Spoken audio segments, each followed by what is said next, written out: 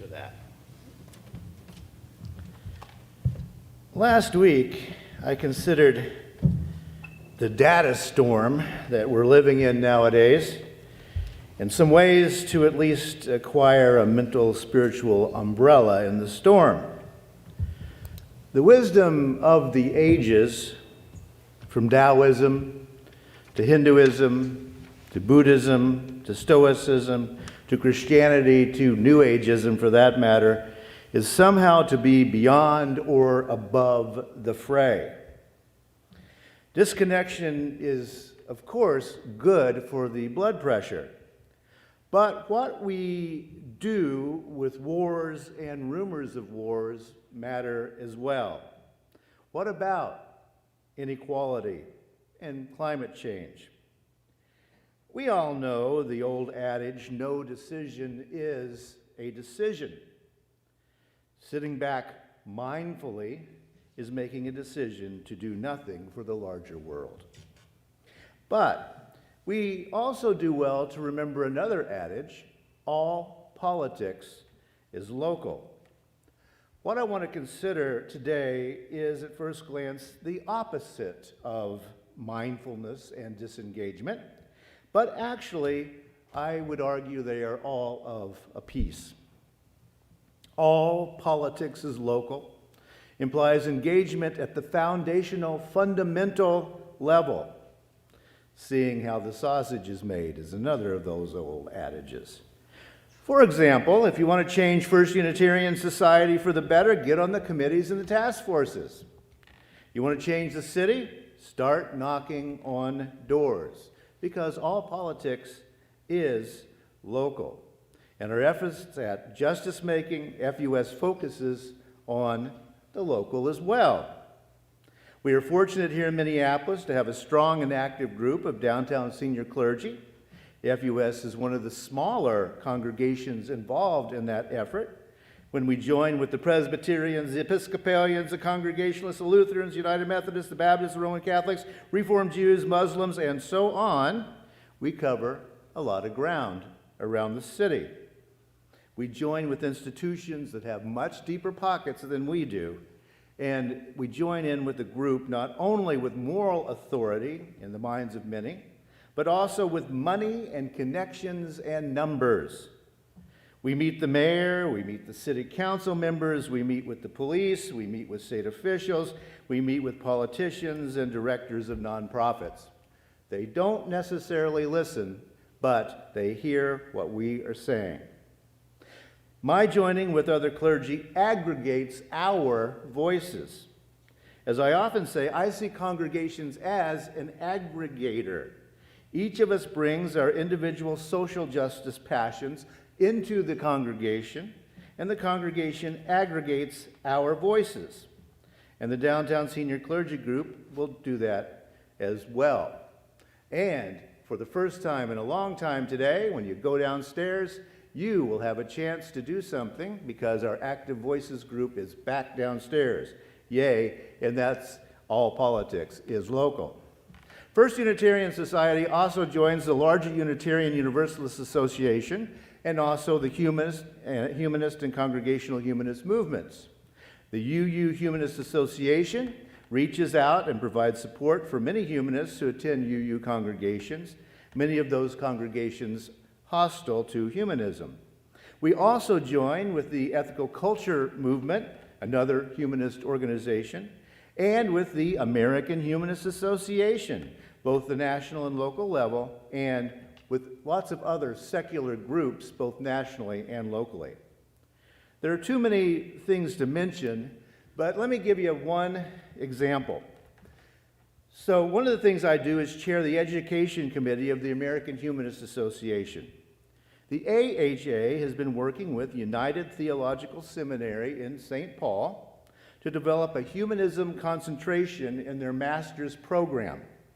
The online program will help us train humanist leaders, humanist celebrants, and especially humanist chaplains that are much in need nowadays. The world is ready for secular humanism and congregational humanism. We need leaders, and we especially need leaders who look like the America of the future. There's nothing I like more in my work as a seminary professor than training young humanist leaders, especially young humanist leaders of color. They are the future, and they are here now, ready to change the world. But their paths are often blocked by white Euro-American assumptions.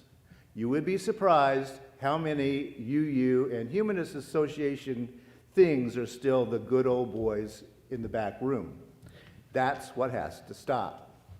As I've said many times, I am driven by a desire to leave the world better than I found it. I was born into a world dominated by wealthy, cisgender, straight white men. And my goal is to turn off the lights and lock the door on that world. I work for an America in which character is the defining aspect of every person. No judgment, Texas. As I grow older, I often think of the lines of William Butler Yeats in his poem, Sailing to Byzantium. It goes a little bit like this: an aged man is but a paltry thing, a tattered coat upon a stick, unless soul clap its hands and sing, and louder sing for every tatter in its mortal dress, nor is there singing school. Now, I try to clap my hands and sing and louder sing for the future of humanism, free thought, and secularism. That's my local politics. Nor is there singing school, Yeats wrote, because the old, like me, cannot be taught the future. We're not going to be going to school in the future, but we can use our accumulated wisdom to sing another reality into being.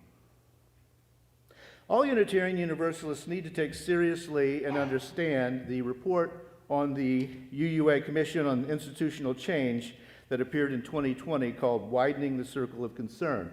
It's available online. Rev. Kelli mentioned it a bit ago.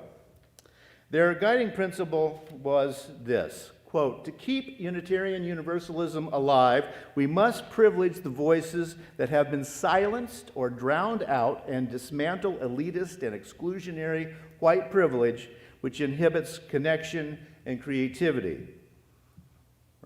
Which inhibits connection and creativity. And that's important. That's what Rev. Kelli was talking about. And remember that sing and louder sing thing. We have to sing a song that exposes elitist and exclusionary white privilege for the hogwash that it is. The report also says, quote, amidst the diversity of the theologies represented in our congregations, justice work has been a proxy for what we believe in some congregations, while in other congregations, engagement with the intellect, debate, and social ties have been the substitute. Our justice work without theological resources and spiritual practices leads us down the path to burnout, end quote. Now, the commissioners are being really nice and polite in that little quote. What they mean is that many congregations have made a religion out of progressive, democratic politics. And a lot of congregations spend their time debating things rather than getting their shoes and their hands dirty out in the street and the government center and the state capitol. Under takeaways, the report says this, quote, these times require a liberatory faith that invites us each into the spiritual work of empathy and healing. Justice making is not a substitute for a coherent theology, and faithful justice making requires a liberatory theology. A greater emphasis on the theological basis for our work, for diversity, equity, and inclusion will help us to make decisions about the forms of this work most appropriate for our individual and shared lives, end quote. I agree with the commissioners that these are vital points if Unitarian Universalism is to survive and thrive. Because frankly, if we don't change things, there's no reason for Unitarian Universalism to survive and thrive. And I think that all social indicators point toward a non-theistic, maybe agnostic, secular theology. Unitarian Universalist minister and theologian and a UU humanist, William R. Jones, insisted in his groundbreaking book, Is God a White Racist?, that the theism-atheism divide is always beside the point. The truer distinction is what he called, in theology speak, the functional ultimacy of the human being. The functional ultimacy of the human being, by which in English Dr. Jones was anticipating one of those things from the Commission's report, quote, develop more theological resources to center our justice work in our faith and make clear the interconnection between action in the world and spiritual development, end quote. They're not mutually exclusive. Remember, that's the point I made when I started. Living mindfully in the here and now and working for justice are not incompatible attitudes. Rather, they are essential companions in finding a purposeful life. I'm convinced that there is a moral force to free thinking, a moral force that burns away creeds and dogmas and gets at the essence of human religious thinking. When the human moral imagination is loosed from the bonds of traditions and conventions and dogmas and creeds, it's a wondrous and powerful thing, unlike the religion of some Texas politicians. Getting loose is essential for some of us, and staying loose also matters. The Atlantic Monthly columnist Arthur C. Brooks, in an article titled The Meaning of Life is Surprisingly Simple, says this, quote, people who believe that they know their life's meaning enjoy greater well-being than those who don't. One 2019 study found that agreeing with the statement, quote, I have a philosophy of life that helps me understand who I am, end quote, was associated with fewer symptoms of depression and higher positive affect. You look happier, in other words. So, fewer symptoms of depression, higher positive affect are the results of saying, I know what my philosophy is. I have a moral code, and I examine it and pursue both meaning and justice. When our theological anchors are all about liberation for all, through thinking freely, outside the traditional boxes, they are about serving the common good. I say this over and over again. That's what we're supposed to be doing. We are social animals.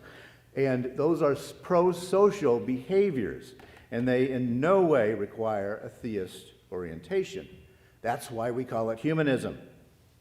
As Reverend Dr. William R. Jones pointed out, it's not about believing in one God or another. It's about knowing that human beings can fix human problems. That's functional ultimacy. First Unitarian Society of Minneapolis is the core of humanism in the United States. We have been since 1916, and we will continue to be as long as the people of FUS want it. We, together, can widen the circle far beyond the Midwest and far beyond whiteness and just far beyond, period. I'm only one blip on the screen of FUS ministers carrying the saving message of humanism through time, but for me anyway, I will continue to follow William Butler Yeats's advice. An aged man is but a paltry thing, a tattered coat upon a stick, unless soul clap its hands and sing, and louder sing for every tatter in its mortal dress. Thank you.